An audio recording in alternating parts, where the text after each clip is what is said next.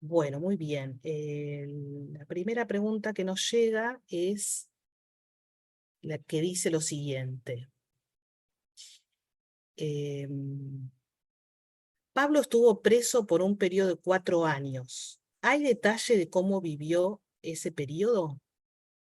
Bien, antes de responder esta pregunta y las otras, Débora, tengo que decir que, siempre hay que decirlo, porque como esto va grabado y la gente lo escucha luego, que estamos entonces en la parte de las preguntas y aclaraciones del curso bíblico dedicado al Evangelio según San Lucas. ¿Eh? Bien, eh, con respecto a la prisión de Pablo, bueno, como hemos escuchado, Pablo fue prisionero en dos ocasiones, 2 años cada una, y bueno, la última, digamos, la tercera fue la vencida porque terminó decapitado, ¿no? Entonces, la primera prisión la tiene en Jerusalén, de Jerusalén pasa a Cesarea Marítima, y luego la segunda prisión, podríamos decir, importante, de 2 años, es en Roma, en la ciudad de Roma. Esto le permitió a Lucas no solo conocer Tierra Santa, Jerusalén y todos los otros lugares donde tuvo lugar el acontecimiento Jesucristo, sino también conocer Roma, ¿m? Donde se encontró, como ya les decía, con varios personajes, entre ellos Pedro, Marcos, que estaba redactando su evangelio. Y bueno, y en los viajes conoció a muchísimas personas, varios de ellos testigos oculares, y vio cómo se iban formando las primeras comunidades cristianas. Vio todo el drama, lo que significa el pasaje de una cultura de origen hebrea a una cultura de origen griego. O sea, realmente estamos frente a una gran personalidad, un hombre muy culto, por eso él mismo en su prólogo explica un poquito cuál fue la metodología que utilizó. ¿Podés repetirme la pregunta, Débora, entonces, con respecto a la prisión de Pablo? Bien, bueno, si estuvo preso durante 4 años, si se sabe cómo vivió ese periodo.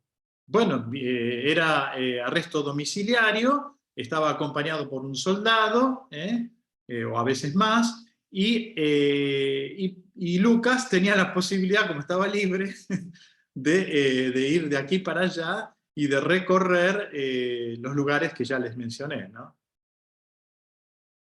Bien. Bueno, la otra pregunta es, Me gustaría recordarles además que Pablo, además de ser judío, hebreo, fariseo, toda la historial que él mismo cuenta en un momento dado, era ciudadano romano, por eso apela al César y por eso se lo llevan a Roma, para ahí aplicarle la causa, ¿no? El juicio, ¿no?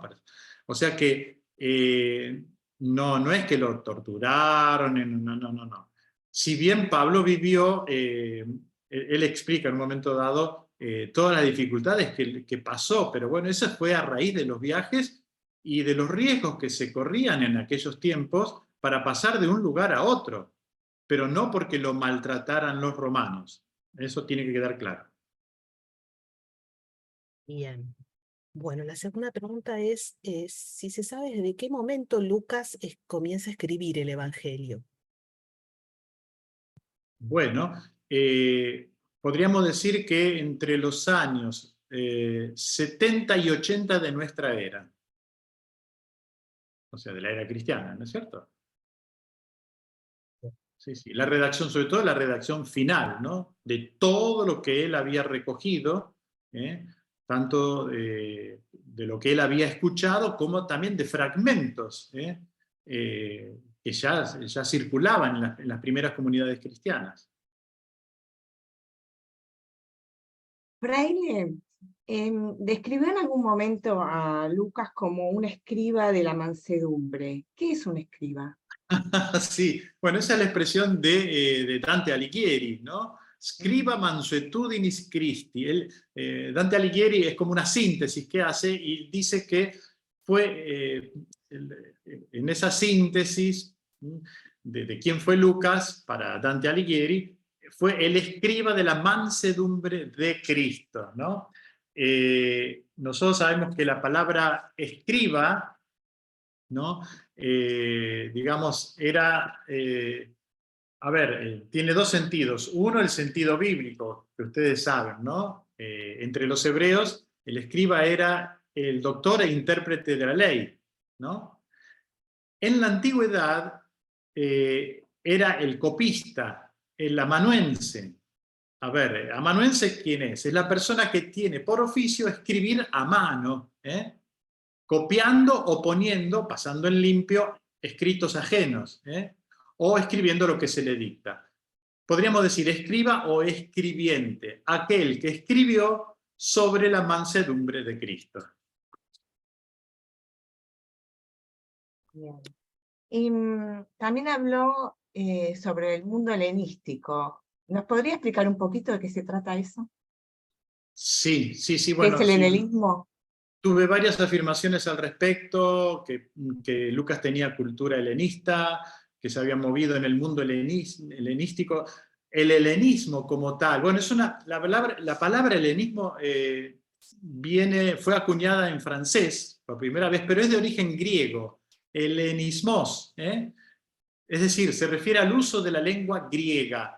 Bueno, también conocemos el sustantivo, helenos, que significa griego, o el adjetivo, helénicos. Bueno, el helenismo podríamos definirlo como el período de la cultura griega que se inicia ya con Alejandro Magno. Estamos en el siglo IV a.C. Recuerden que Alejandro Magno había sido educado por nada más y nada menos que Aristóteles. Bueno, este periodo de la cultura griega se caracteriza sobre todo por la absorción de elementos de las culturas de Asia Menor y de Egipto. Y después, en sentido amplio, dice el diccionario, el helenismo es la influencia ejercida por la antigua cultura griega en la civilización y cultura posteriores.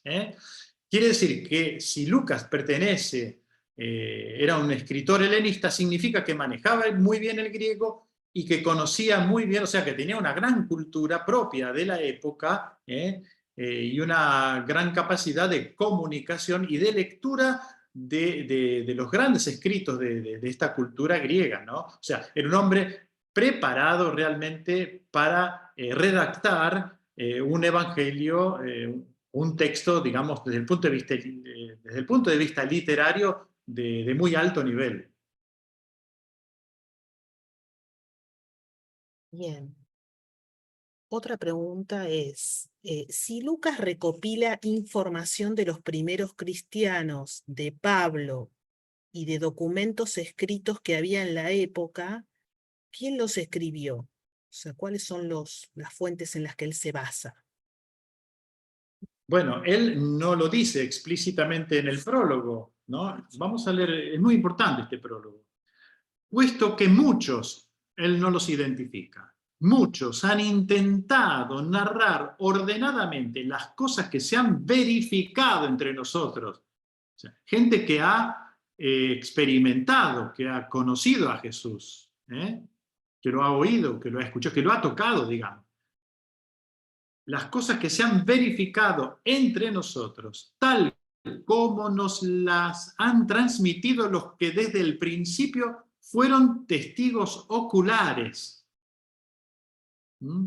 Gente que vio y que escuchó, testigos presenciales y servidores de la palabra. Esta es la gente. No están identificados con nombre y apellido. Después, como hemos dicho, Lucas conocerá a Marcos, que también estaba redactando su evangelio, alrededor de los años 58, 60. Y bueno, y después los apóstoles. O sea, después de haber o sea, él dice que muchas personas han intentado narrar lo que ha sucedido, porque realmente muchos cristianos decían, esto no se puede perder, esto hay que cristalizarlo en un escrito para que no se pierda. Entonces, él recoge todo este material y hace una redacción final, podríamos decir, suya propia.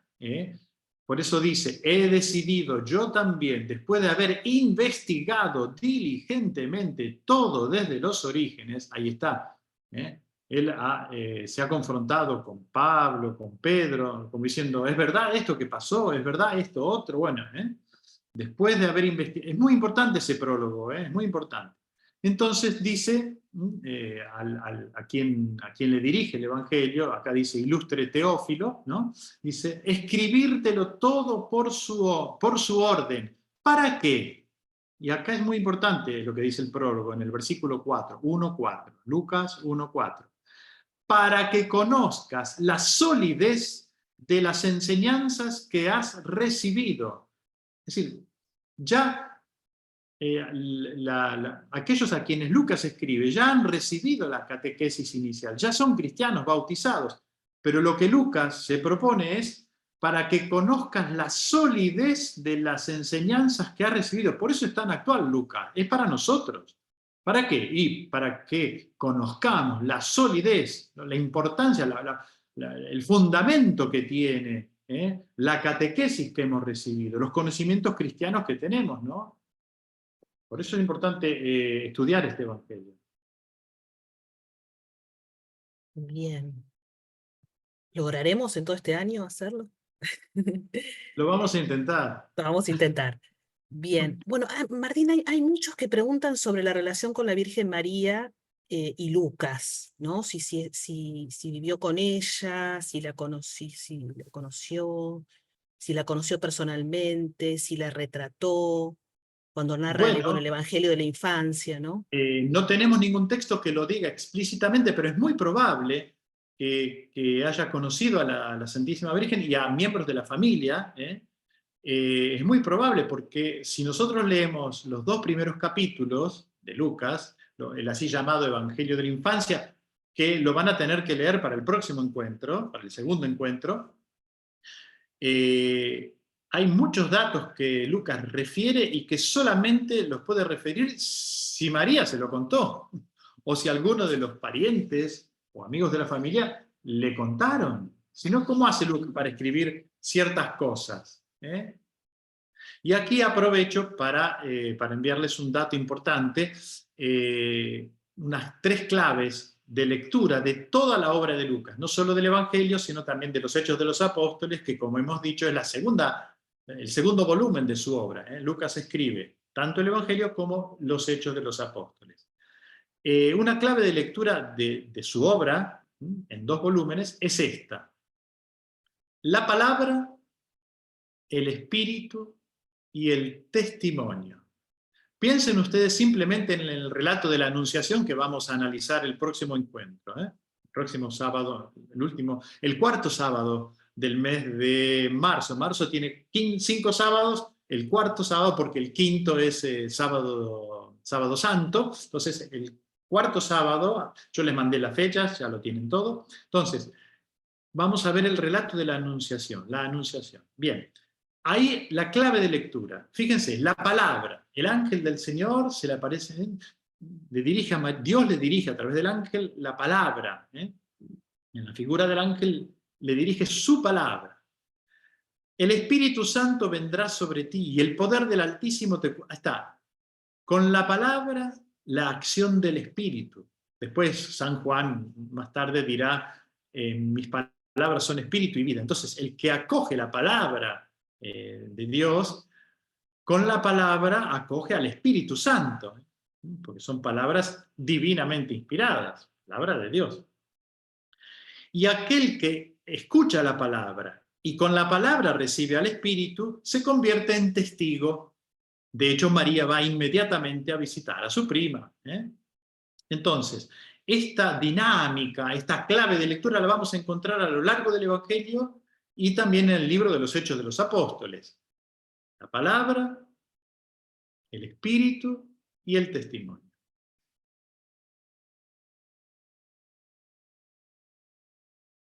Padre, sobre Lucas Sí. dijo que era oriundo de Antioquía. Y Sí, una de las descripciones que hizo sobre Antioquía, además de ser una ciudad muy importante del imperio, era que era cosmopolita. ¿Quiere explicar sí, un poquito más sobre eso? sí, cosmopolita, dije, sí, sí. O sea, Antioquía era la gran capital de Siria, ¿no? Que Siria, esta ciudad era cosmopolita, es otra palabra de origen griego, interesante, que significa ciudadano del mundo. Bueno, es un término, dice el diccionario, que fue creado por el filósofo cínico Diógenes. Es un adjetivo dicho de una persona que está familiarizada con las culturas y costumbres de diversos países y se muestra abierta a ellas. Esto en cuanto a la persona.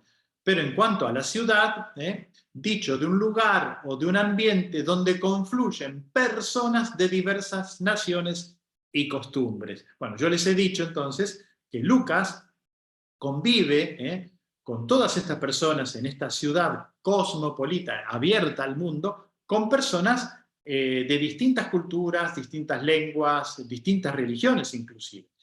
Y entre todas estas personas conoció también a los cristianos, y se interesó y se fue entusiasmando por la persona de Jesús, ¿no? Por eso es tan importante ser una persona abierta, de mente abierta, así nos va como a Lucas, que conoció gracias a esa apertura lo mejor de lo mejor que fue el cristianismo.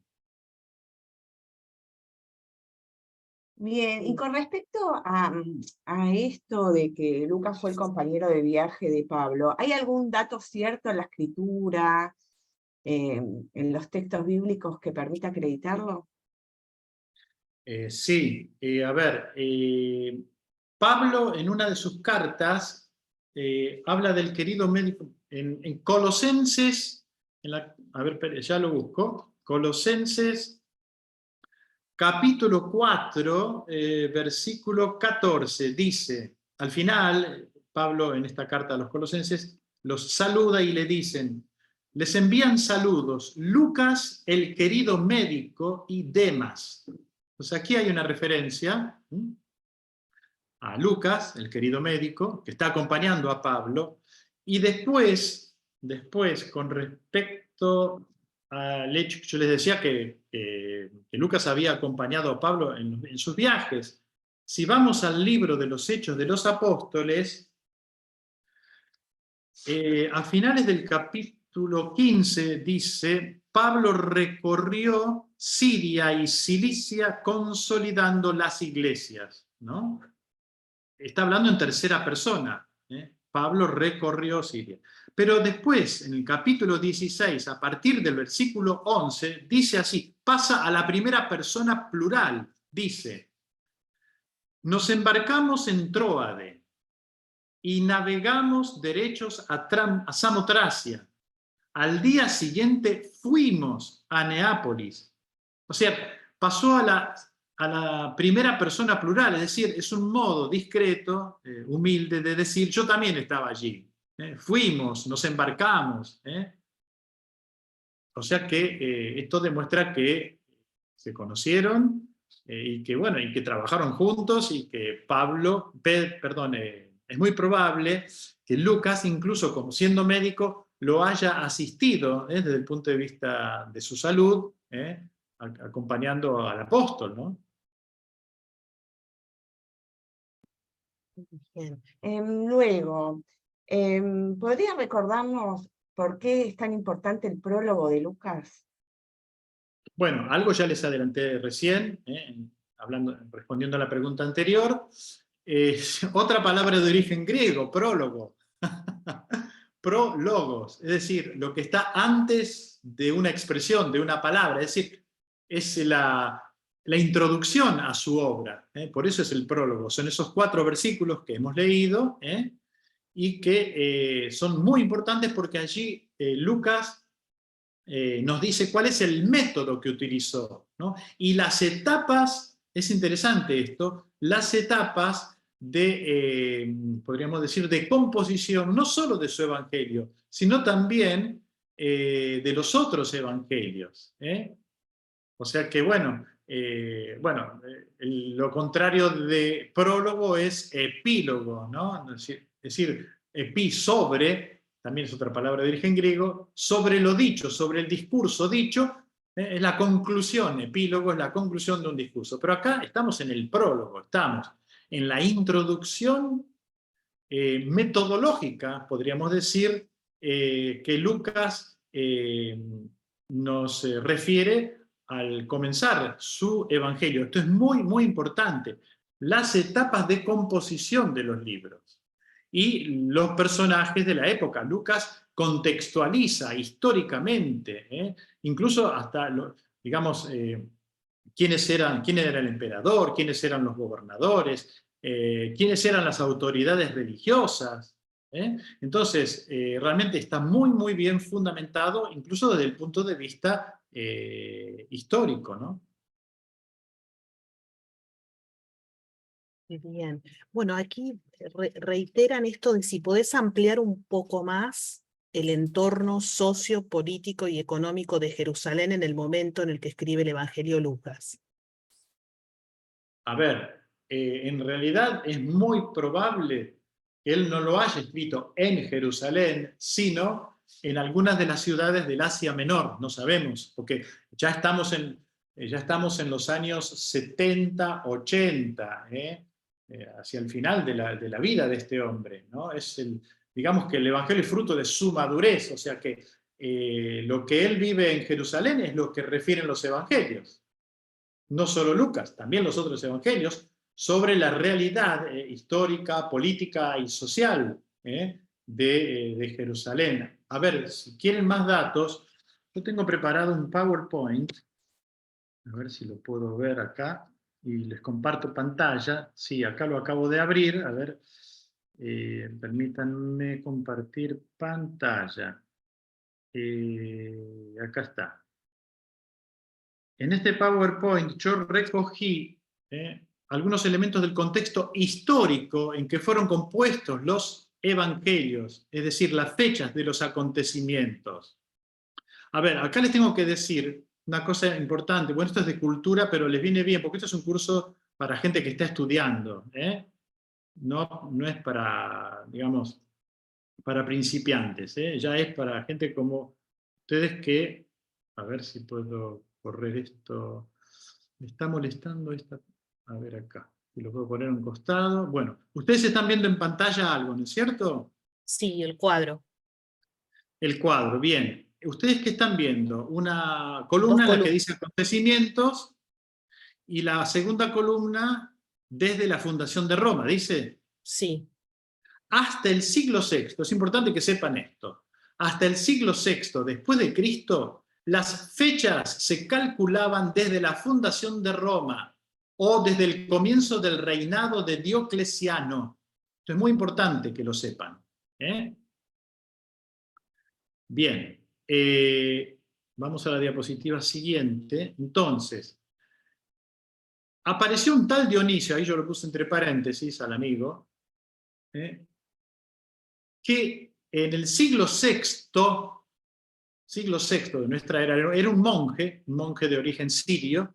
Se le pidió a este monje que, a ver si por favor, en vez de fechar desde la fundación de Roma, podía fechar desde antes y después de Cristo. Fíjense dónde nace el antes y después de Cristo. Esto es muy importante para que lo sepan.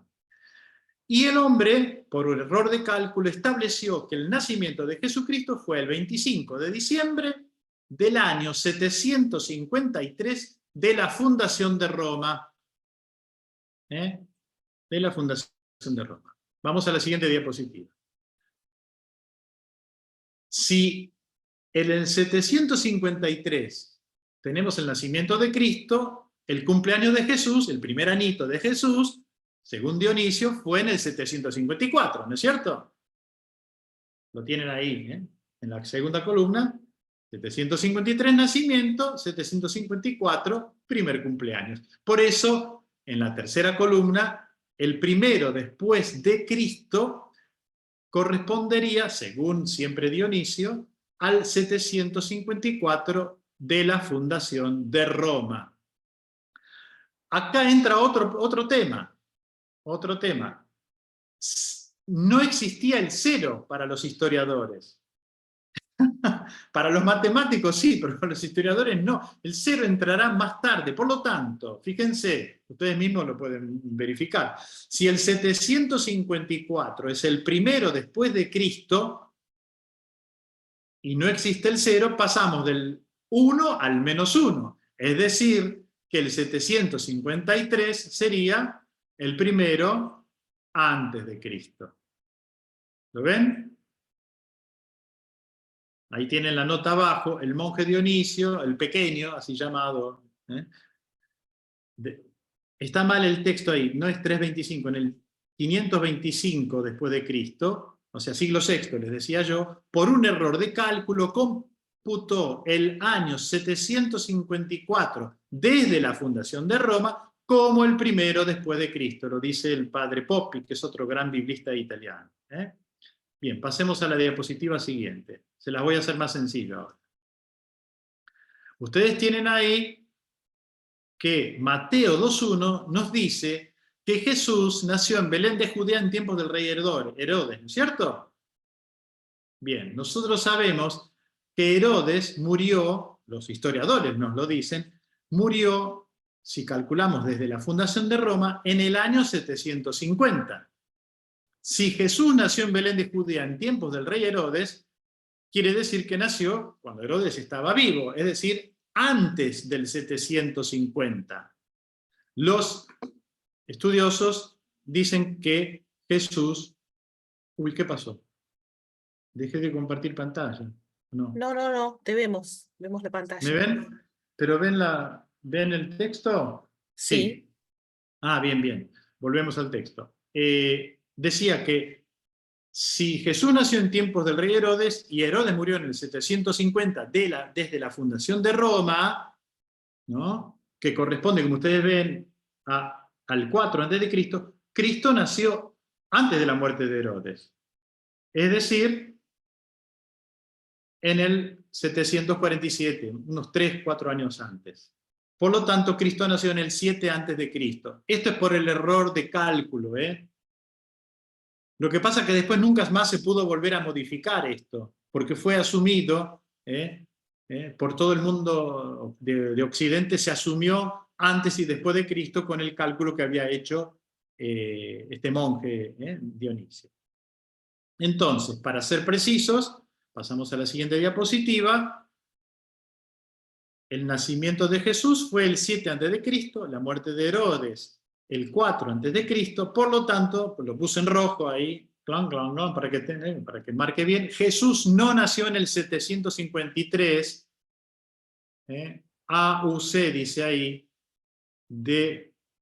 como sostenía Diógenes. ¿Qué significa AUC? Ahí lo tienen abajo explicado, en latín, ab urbe condita, desde la fundación de la ciudad de Roma.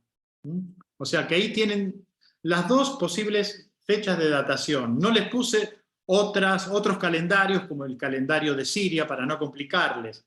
Entonces tenemos en la primera columna las fechas desde la fundación de Roma, y en la tercera columna desde Cristo. Vamos más adelante. Entonces tenemos los acontecimientos: nacimiento de Jesús, 7 a.C., muerte de Herodes, 4 a.C., comienzo de la vida pública de Jesús en el 27 después de Cristo. Fíjense, Jesús ya tenía 34 años aproximadamente, y la muerte de Jesús a sus 37 años, él no a los 33 como se dice comúnmente, el 30 después de Cristo. Esto es muy importante. Entonces, simplificando, el acontecimiento de Jesucristo, de la cual son testigos oculares, los apóstoles, son esos 3 años que va desde el comienzo de la vida pública, en el 27 después de Cristo, hasta el 7 de abril del año 30 después de Cristo. Los estudiosos proponen otra fecha, pero yo todo lo que estuve leyendo confronté con varios autores, la más probable sea esta, porque del año 30, del año 30, porque el 8 de abril cae sábado de Pascua, por lo tanto, si a Jesús lo matan el viernes, ¿no es cierto? El viernes 7 de abril del año 30. Es el año muy probable de la muerte de Jesús. Pero bueno, eso es una manía que tenemos nosotros hoy, de precisar exactamente las cosas, ¿no? Que no la tenían en aquel tiempo. Aquel tiempo no importaba si eran 3 años más, 3 años menos, ¿no? Y nosotros tenemos, fíjense, lo que pasa es que estamos todos educados en este tiempo para precisar incluso al milímetro. ¿Ustedes recuerdan cuándo tuvo lugar el alunizaje del Apolo 11? Nosotros podemos decir hoy que fue el 20 de julio de 1969 a las 20:17 horas de Houston, y que el hombre pisó la luna a las 2:56 de la madrugada del día siguiente, del 21. Bueno, esa precisión no la tenían los antiguos, pero sí podemos decir que Lucas nos refiere los datos los más fidedignos posible. Y bueno, bueno, ahí está. Ahí tienen, eso se lo pueden leer, esa nota, se la pueden leer en casa. Se la pueden leer, pueden parar el video y leerla con calma. No voy a entrar a leer esta nota, pero bueno, son datos importantes. Entonces, puedo leer la última parte que dice: las dificultades para reconstruir con exactitud aquel momento histórico no permiten una datación precisa de la actividad de Juan el Bautista, y por lo tanto tampoco de Jesús, dice otro biblista, Crimella. Lucas 3:23, ustedes van a leer que dice aproximadamente: Jesús tenía al comenzar unos 30 años. Es un dato importante, pero tiene más un sentido teológico que cronológico. ¿Por qué? Porque 30 años es la edad de la persona adulta, del hombre adulto, que puede comenzar su misión, así como en el Antiguo Testamento el rey David comienza a reinar alrededor de sus 30 años. Ese es el significado teológico que nos interesa a nosotros. Y acá lo que en este Power que yo había preparado, me interesa decirles que las 3 etapas fundamentales para la composición de un evangelio, entre ellos el de Lucas, la primera etapa son esos 3 años que van desde el comienzo de la vida pública de Jesús hasta su muerte. Los apóstoles fueron testigos oculares y privilegiados de la acción y predicación de Jesús, es decir, de la propuesta de vida plenamente humana que Jesús nos ofreció. Les ofreció a ellos y nos ofrece a nosotros hoy.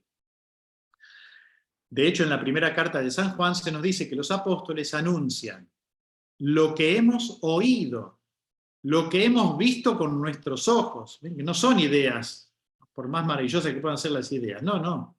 Lo que hemos oído, lo que hemos visto, lo que hemos contemplado y lo que hemos tocado con nuestras manos acerca de la palabra de vida. ¿Ven? Y hay que decir que en esta etapa no se escribió nada, en esta primera etapa. Vamos a la segunda etapa. La segunda etapa va, después de la resurrección de Jesús, a partir del año 30, asistimos a la predicación apostólica, podríamos decir las andanzas de los apóstoles. La fe nace de este anuncio por parte de los apóstoles. Cada evangelio fue precedido por una tradición oral, que no es solo apostólica, sino eclesial, hecha por la Iglesia, en la Iglesia y sobre todo para la Iglesia. Es lo que nos refiere Lucas. No solamente él recogió datos de los apóstoles, sino también de otras muchas personas, de lo que se estaba experimentando en la Iglesia y para la Iglesia. El anuncio de la buena noticia tuvo en cuenta no solo las necesidades de la Iglesia en general, sino también de las comunidades individuales, lo que implicó un trabajo, que es lo que hizo Lucas, un trabajo de selección, de acentuación y de organización del contenido que él nos iba a transmitir. Es así como en el seno de la tradición común, de lo que se transmitía a todas las comunidades y a todos los evangelistas, comenzaron a surgir tradiciones particulares y locales, de las iglesias locales. esta segunda etapa es importante para justificar las diferencias entre un evangelio y otro, dice Bruno Maggioni, otro gran biblista italiano que yo sigo mucho. Sigamos. Estamos entonces en la segunda etapa, que es la de la predicación apostólica, y finalmente, bueno, en esta segunda etapa nos podemos preguntar, ¿no se ha escrito nada en esta segunda etapa? Que va después de la muerte de Cristo hasta el primer evangelio, que era, como hemos visto el año pasado, Marcos. Sí, se ha escrito mucho. Por ejemplo, las cartas de Pablo, las que envió a las comunidades, las que él fundó en Asia Menor y en Grecia. Es así como nos encontramos, entonces, con los primeros escritos del Nuevo Testamento. Ustedes saben, y acá pueden responder a esta pregunta, ¿cuál fue el escrito del Nuevo Testamento más antiguo? ¿Cuál es? La primera carta de Pablo a los tesalonicenses, en el año 51, es decir, 21 años después de la muerte de Cristo, después de la Pascua. Sigamos adelante y seguimos con esta segunda etapa en la que decimos se escribió muchas cosas. Segunda etapa a continuación, ustedes ven. Años 52 a 54, primera carta a los Corintios, carta a los Filipenses y carta a Filemón. Carta a los Colosenses, algunos la ponen entre el 70 y el 80, autores. Años 54 a 57, carta a los Gálatas y segunda carta a los Corintios. Ven que todavía no aparece ningún evangelio, 57 al 58, carta a los romanos. Fíjense todo lo que se escribió en esta segunda etapa, mientras los apóstoles iban predicando el evangelio. En el año 60, la carta de Santiago, del apóstol Santiago. Esta etapa de la predicación apostólica encontrará por primera vez un texto oficial que se referirá a lo que Jesús hizo y dijo. Nos referimos al Evangelio según San Marcos, escrito en el año 68.